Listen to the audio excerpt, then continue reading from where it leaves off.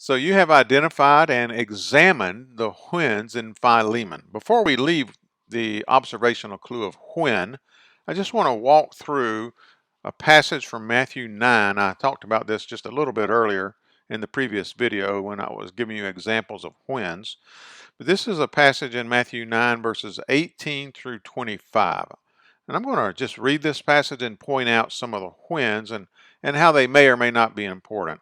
Now the passage is preceded, beginning in verse 14, with the disciples of John coming to Jesus and saying, "We fast, and the Pharisees fast, and we and the Pharisees fast often, but your disciples don't fast." And then Jesus responds to that. So it's immediately following this that verse 18 says, while he was saying these things to them.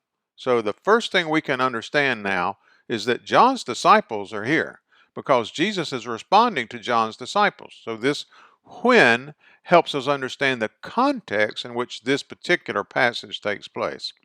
While he was saying these things to them, suddenly a leader of the synagogue came in and knelt before him.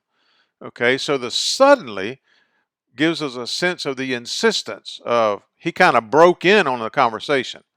Now, we don't know if Jesus continued the conversation before turning to him and responding, but we do know it paints a picture of how insistent this synagogue leader was to plead Jesus' help. He came in and knelt before him saying, "My daughter has just died." Now, we don't know what that means. We don't know if that means today, yesterday, 5 minutes ago. Uh, we don't know in English if the Greek might help us with that. That might be something we would look at in the interpretation phase. But she has just died. But come and lay your hand on her, and she will live. And Jesus got up and followed him. So Jesus got up and followed him. Notice it doesn't say suddenly, but it does say he got up. So we don't know how much time elapsed before Jesus got up and followed him. And Jesus got up and followed him with his disciples. Then suddenly, a woman who had been suffering from hemorrhages for 12 years came up behind him and touched the fringe of his cloak. So we have a second use of suddenly. So the synagogue leader appears suddenly while Jesus is talking to John's disciples, and this woman who had been suffering from hemorrhages for 12 years suddenly comes to touch Jesus' cloak. Okay, so there are two people here, very persistent and insistent. They want to get help. Okay, the whens help us discern this. And notice Matthew is very careful to not say a woman who was suffering from hemorrhages. No, a woman who had been suffering for 12 years. So the when here helps us understand how long her suffering had been. Okay? Came up behind him and touched the fringe of his cloak, for she said to herself, "If I only touch his cloak, I will be made well."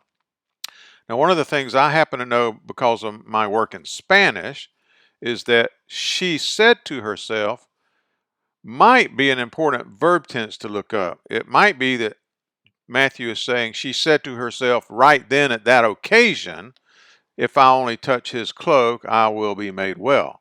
But if it uses a certain verb tense, it could mean that she had been saying to herself along and along at different points in previous time, "Man, I think if I can ever get to Jesus and touch his cloak, I think I might be made well."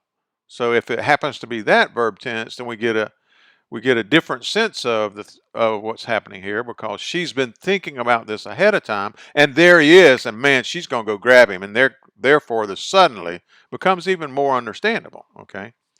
Now I don't want to read too much into the text, but I have learned that in the past tense in Spanish, there's what's called an imperfect past tense, and it would mean she had been doing it along and along. You know, like if I say I walked in the park yesterday, well, that's a one-time thing. I'm saying I walked yesterday in the park. But if I say I walked in the park when I lived there, then I'm saying I used to walk in the park on a regular basis when I lived in that location. Very different use of the word walk, of that verb. Okay. So Jesus turned, and seeing her, he said, "Take heart, daughter, your faith has made you well." And instantly, so we got two suddenlies and one instantly, the woman was made well. When Jesus came to the leader's house, remember the synagogue leader that started all this, and saw the flute players and the crowd making a commotion, he said, "Go away, for the girl is not dead but sleeping." And they laughed at him. But when the crowd had been put outside, he went in and took her by the hand, and the girl got up. And the report of this spread throughout that district.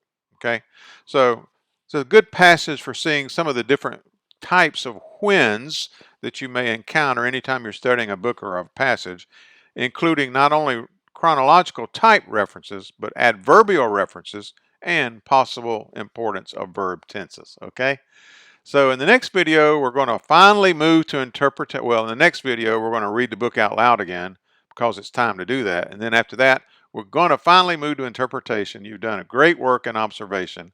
There's a lot more we can do in Philemon and observation, but we've done enough for the purpose of this particular series.